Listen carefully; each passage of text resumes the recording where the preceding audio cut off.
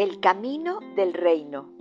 Chaclacayo, Lima, Perú, viernes 11 de febrero del 2022. Las lecturas de hoy están en Primera de Reyes, capítulo 11, 29 al 32. Capítulo 12, versículo 19. El Salmo 81, entre paréntesis 80, versículos del 10 al 15. El Evangelio está tomado de Marcos, capítulo 7, versículos del 31 al 37. El tema de hoy: recoge 10 trozos. Queridos amigos de la palabra de Dios, ¿han escuchado el refrán «divide y vencerás»? Pues justo la primera lectura nos va a contar cómo se dividió el reino de Salomón. Bueno, pero hoy tenemos que detenernos un momento para saludar a Joshua, hijo de nuestra querida Giselle Jennings. ¡Feliz cumpleaños, Joshua! Que el Señor te bendiga grandemente. Bueno, la primera lectura nos trae la profecía del profeta Ahías acerca de la división del reino de Salomón, tal como se lo había advertido Yahvé. El Evangelio nos presenta la curación de un sordomudo realizada por Jesús en el área del mar de Galilea. Escuchemos la primera lectura.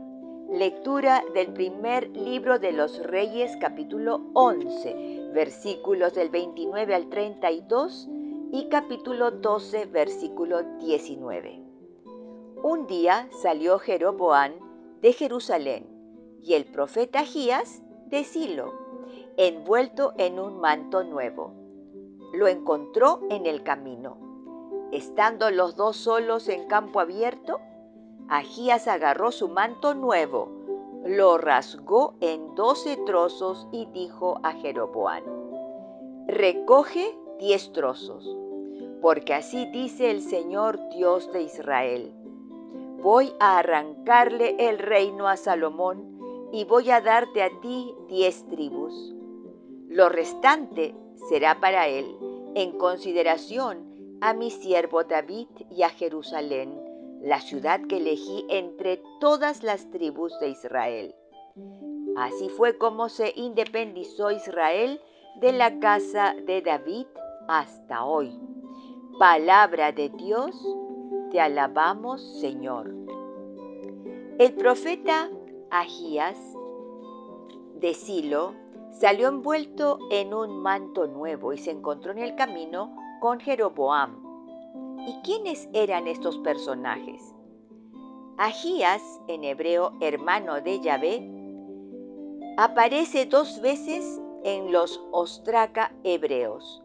Uno fue encontrado en las excavaciones de Jerusalén y también en un antiguo sello hebreo, todos en la forma bíblica.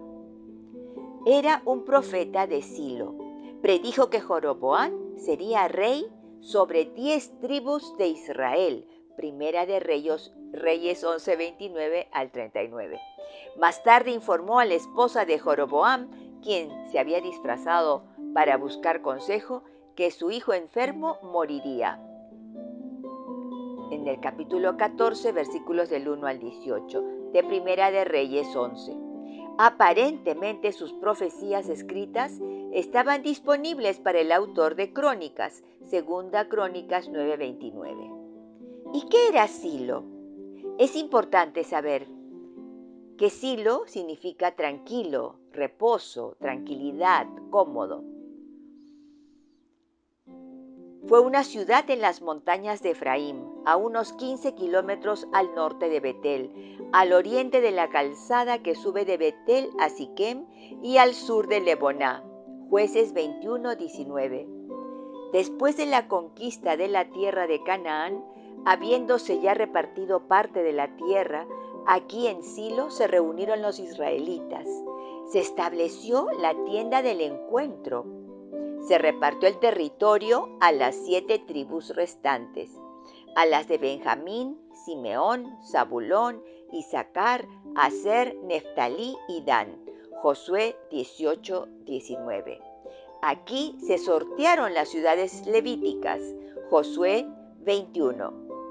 Silo se convirtió entonces en uno de los más importantes sitios de los israelitas. Josué 21, 2, capítulos 22, 9 y 12. En tiempos de los jueces el arca estaba instalada aquí. Primera de Samuel 1:3. Cuando nació el profeta Samuel, recordarán, el sacerdocio en el santuario de Silo era ejercido por Elí, con sus dos hijos Cofní y Pinjas. Primera de Samuel 1:3. En este santuario fue dejado Samuel por sus padres, bajo el cuidado y dirección de Elí, consagrado a Yahvé. Primera de Samuel 1, 27 al 28 y capítulo 2, verso 11. Bien. ¿Quién? Vamos a ver, pues, cómo en este sitio de Silo se habían repartido 7 territorios de las 12 tribus. Y ahora se divide el reino en 2. Reino del norte con 10 tribus y reino del sur con Judá y el restante territorio en atención a David. ¡Ay, qué pena que me da! Y ahora veamos quién era Jeroboam. Jeroboam, en hebreo, que el pueblo se multiplique, o el pueblo contenderá, o él contiende. Muy apropiado su nombre, van a ver. Es el nombre del primer rey del reino del norte de Israel, a quien generalmente se llama Jeroboam I. Reinó entre los años 931 al 910 a.C. Era un efraimita de Sereda, hijo de Nabat y de Serúa. Primera Reyes 11:26. Mientras era jefe de una compañía constructora durante la edificación de Milo en Jerusalén en tiempos de David, el profeta Ahías de Silo le dijo que sería rey sobre 10 tribus de Israel. Los versículos 27 al 39.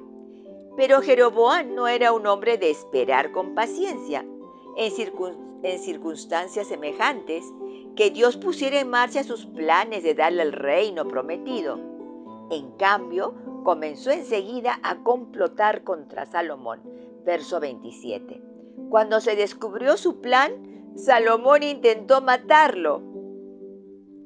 Pero Jeroboam huyó a Egipto. Versículo 40 del capítulo 11 de Primera de Reyes.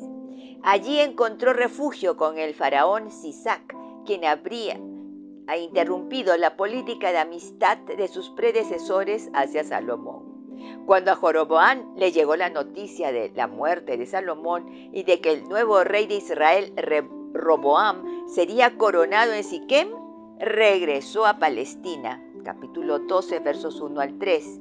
De inmediato fue el vocero del pueblo y exigió una promesa de Roboam, el hijo de Salomón, de que la carga pública fuera aliviada. Versículos 3 al 5 del capítulo 12 de Primera de Reyes. Pero Roboam, descarriado por el necio consejo de consejeros inexpertos, rehusó atender las justas reclamaciones del pueblo. Como resultado, las 10 tribus del norte declararon su independencia de la casa de David y proclamaron a Jeroboam como su rey. Versículos del 6 al 20. Este tomó drásticas medidas para impedir que los dos reinos se volvieran a unir. Fundó 2 nuevos templos, uno en Dan, en la frontera norte del país, y otro en Betel, en la frontera sur, no muy lejos del camino principal hacia Jerusalén. En ambos lugares puso imágenes de terneros o becerros como símbolos visibles del culto a Yahvé. Primera de Reyes 12 del 26 al 30. Qué pena, ¿no? Jeroboam va a ser utilizado como un instrumento de división y de idolatría en este pueblo de Israel. El camino de la disciplina de Dios para este pueblo que había sido la niña de los ojos de Dios y que llevaba su nombre tatuado en la palma de su mano, ahora entraría en la disciplina de Dios.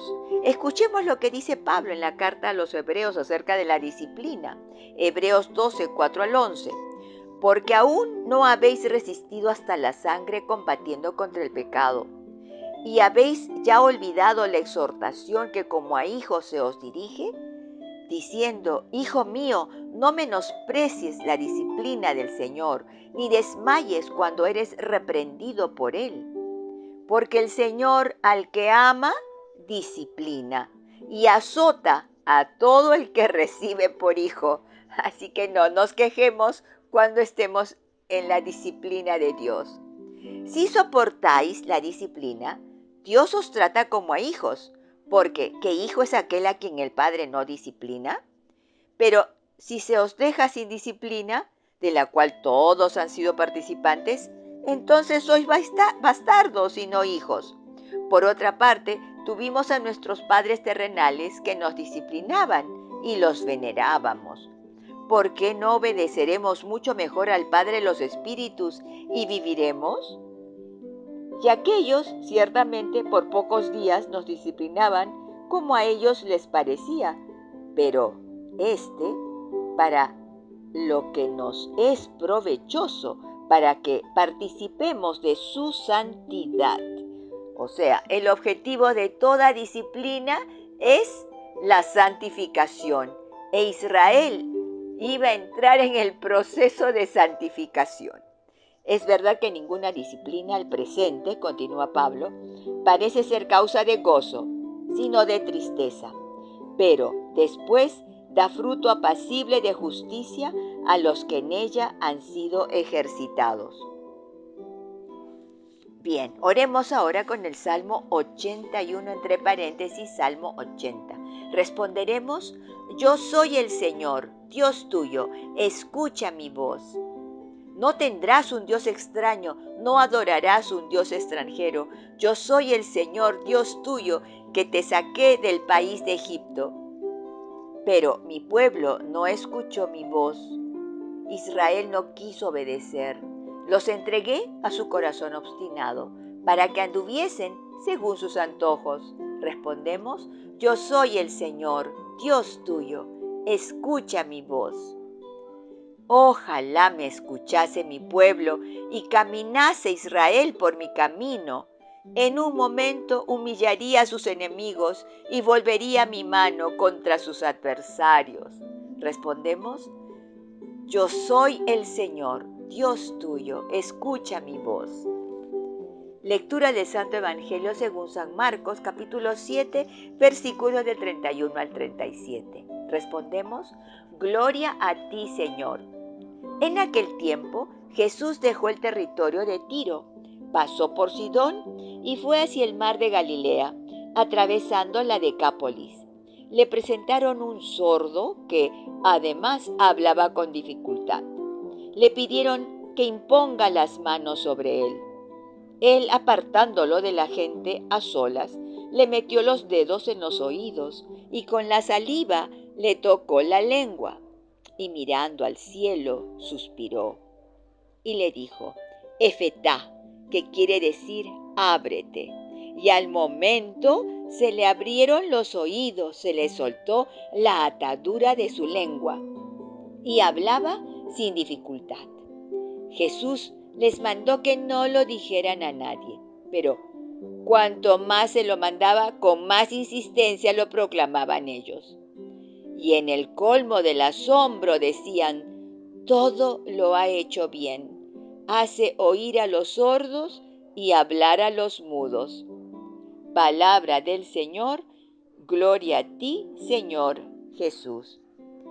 Este evangelio nos trae un encuentro de extrema intimidad entre Jesús y un sordo, quien también hablaba con dificultad. Y esto ocurre por el mar de Galilea, que significa círculo de naciones. ¿Qué nos querrá decir el texto? Nos indica quiénes pidieron a Jesús que le impusiera las manos a este hombre. Amigos o familiares, no importa. El caso es que ellos tenían fe en Jesús y eso bastaba para él. Jesús lo apartó del gentío y se quedó a solas con el sordo.